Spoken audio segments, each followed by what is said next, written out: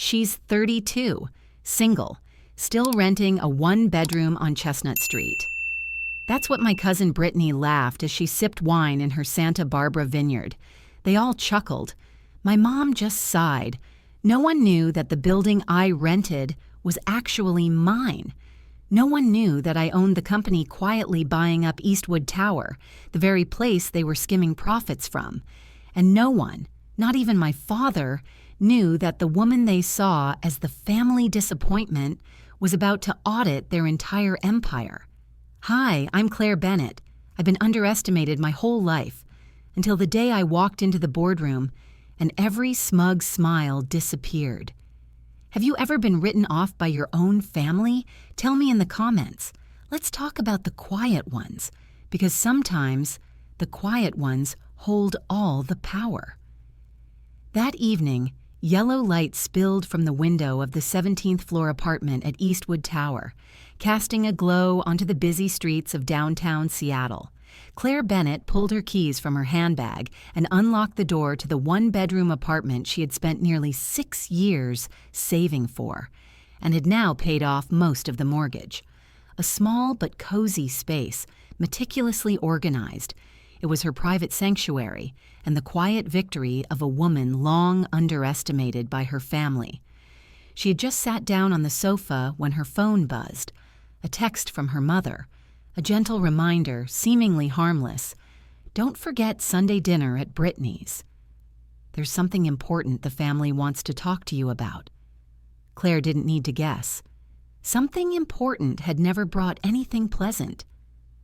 3 days later, at the family dinner in the large suburban house in North Seattle, the sound of cutlery tapping against plates echoed with tense regularity.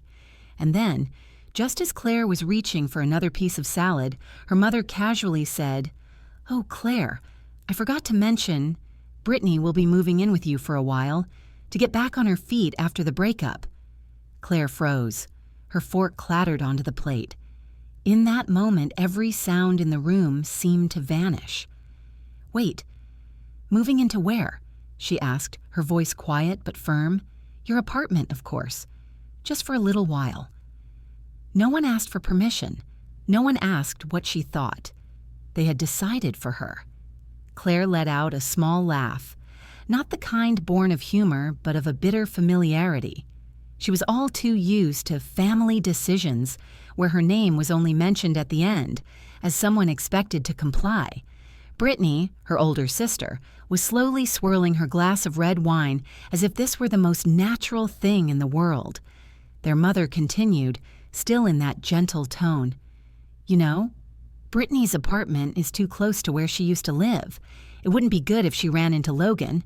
Moving in with you for a few weeks is the most convenient." "I don't recall agreeing to that," Claire said, trying to keep her voice calm. "You don't need to agree," Brittany cut in, not even looking up. "That's what family's for. You have a spare room. Surely you're not selfish enough to keep it to yourself?" Since when had the apartment she poured her youth into become a public space?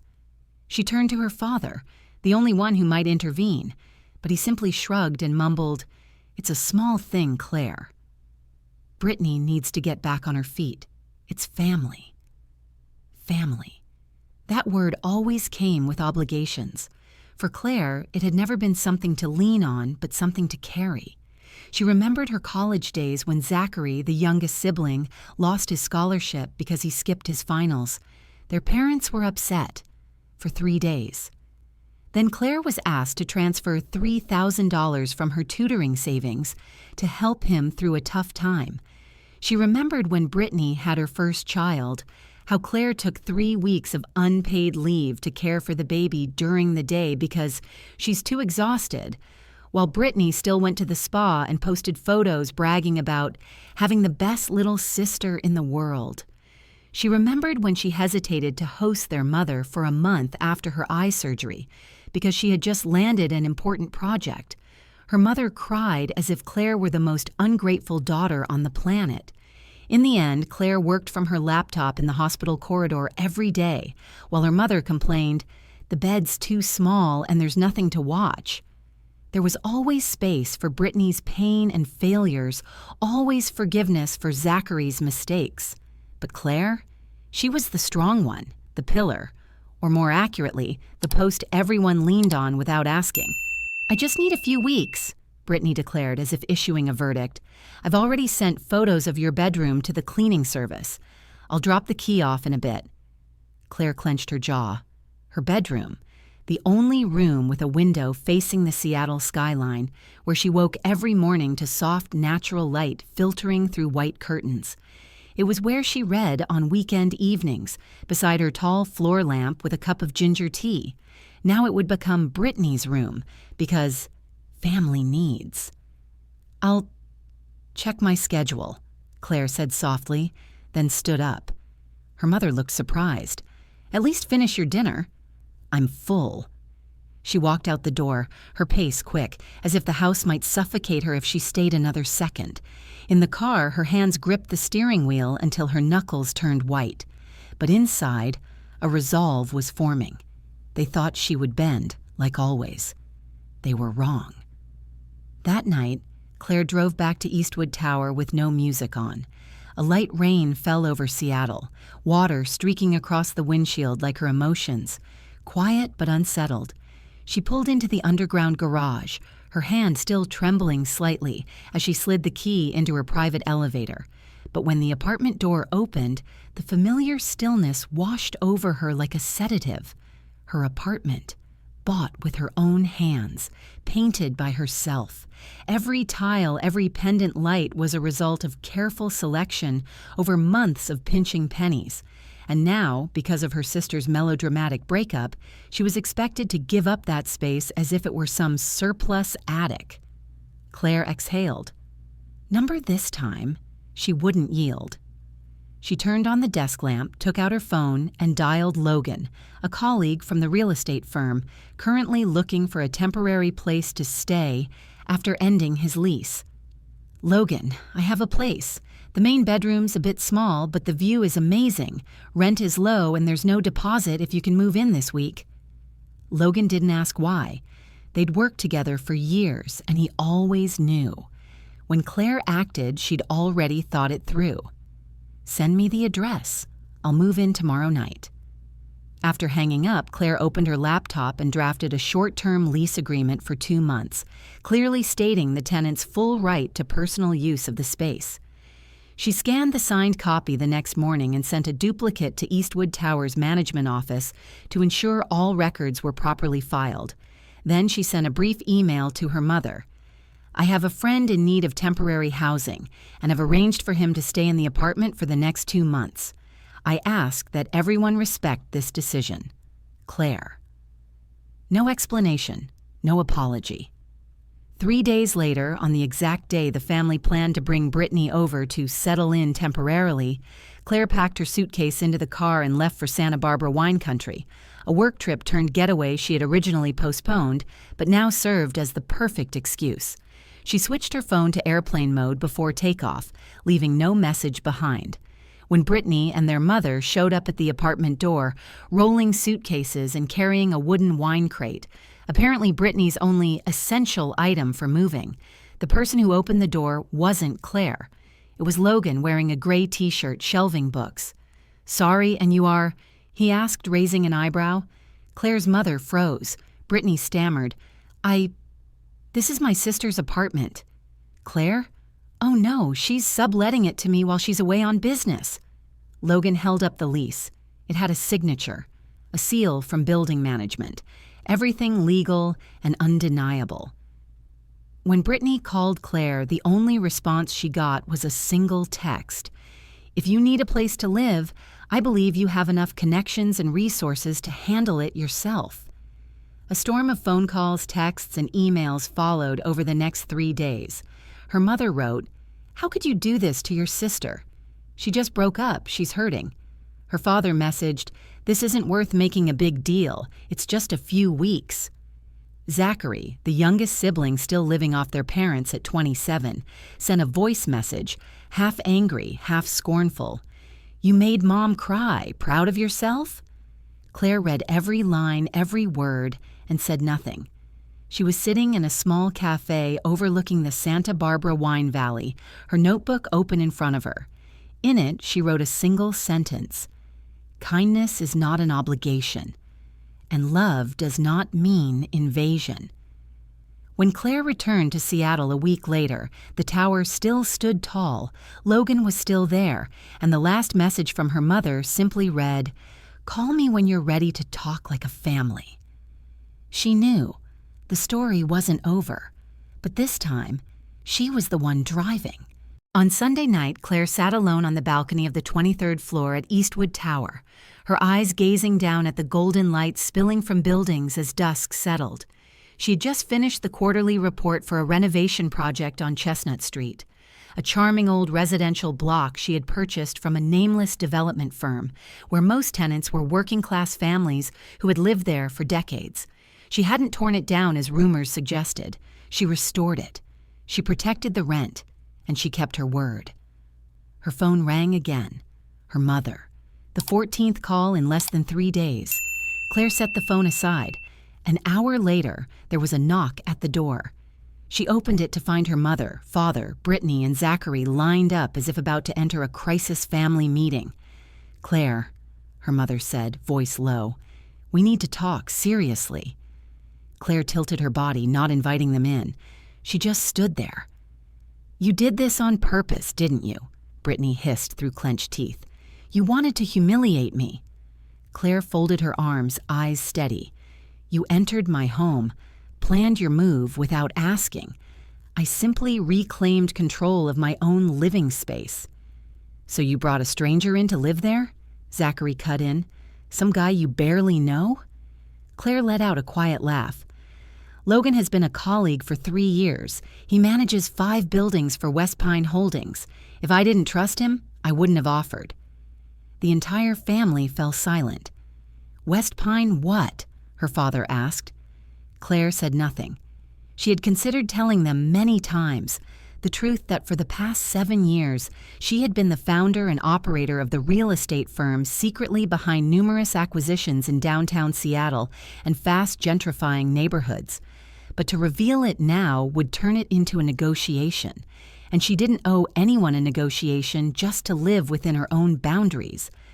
"You can't live in isolation forever," her mother said, voice softening. "Family is where we lean on each other." "No," Claire replied, her eyes lighting up.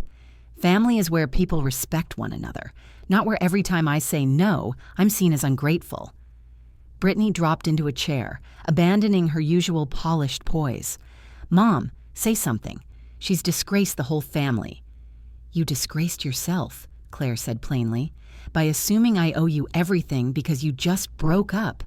I'm done enduring that cycle." Her father looked at Claire, and for the first time, his eyes didn't reflect anger or disappointment, but confusion.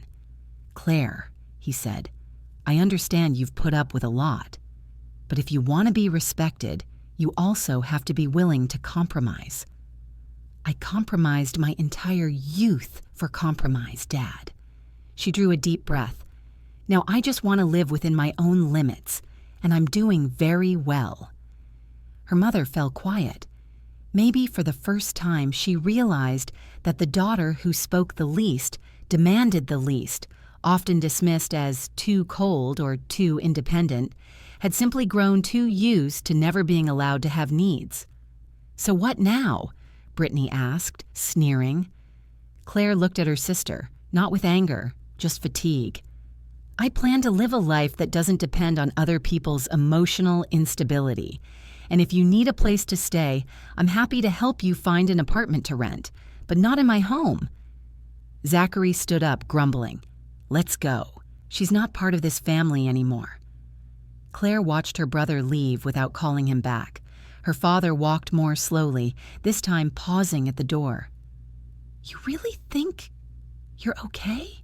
he asked quietly. She nodded. "More than ever." He nodded back, then left. Her mother was the last to go. Before closing the door, she turned to Claire.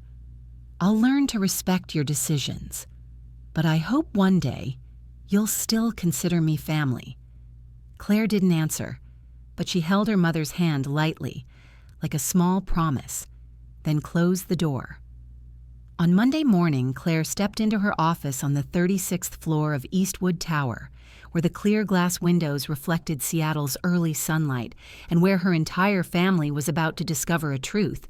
The woman they saw as a quiet tenant was in fact the owner of the entire block of real estate they once mocked. "The board meeting is confirmed. Brittany, Zachary, and both your parents will be there," said Layla, Claire's assistant, as she placed a cappuccino on the desk. "What about the audit report?" Claire asked, eyes fixed on the screen. "Printed and sealed, already placed in the meeting room. It includes full documentation on the Chestnut Street transaction, along with unauthorized withdrawals from the maintenance fund." Claire nodded. "Then let's begin." The main conference room of West Pine Holdings, minimalist yet elegant oak-paneled walls, a long meeting table under warm lighting, fell silent as Claire walked in.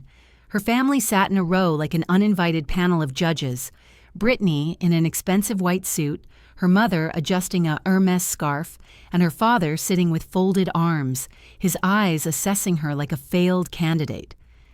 "Thank you all for coming," Claire began, her voice gentle but sharp as steel. "Today isn't a family gathering. This is a meeting of parties involved with Eastwood Tower." "What do you mean?"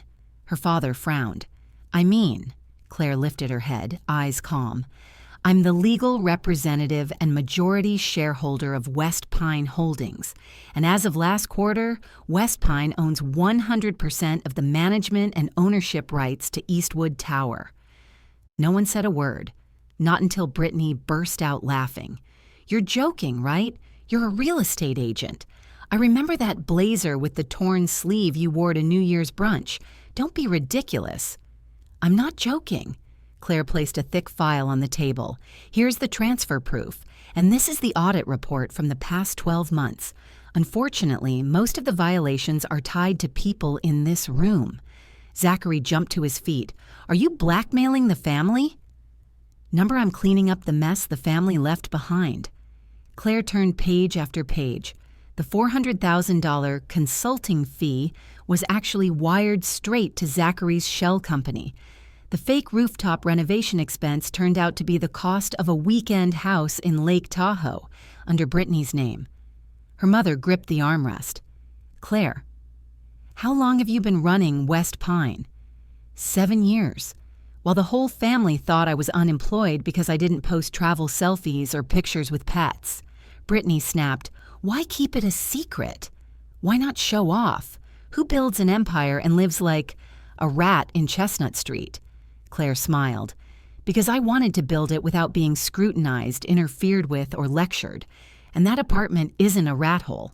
It's a space I chose, a place where I learned to understand the lives of people we usually ignore." Her father spoke, his tone deep, not angry, just heavy. "What do you want?" "Transparency." Claire raised her head. "End all shady family contracts, remove Brittany from her co-financial role, and return the misused funds." "You'll destroy your own family legacy," her mother exclaimed. "Number, I'm restoring it." Claire slowly stood, her gaze sweeping across each person. "Our great-grandfather built Eastwood with bare hands and a belief that real estate should be where people live, not get exploited. This family forgot that. And I, the one you've all dismissed, will be the one to remind you." Brittany lowered her head. Zachary stayed silent. Her mother blinked repeatedly, as if trying to reimagine the daughter she'd known for 32 years, and realizing she never truly knew her. Her father spoke softly, "Claire, if I wanted to start over, would you teach me?" Claire smiled. "If you're ready to listen, there's always a place." 2 months after that fateful meeting, Eastwood Tower had become a new symbol of transformation, not just a change in how a building was run, but a quiet yet powerful shift within a family long defined by status and appearances.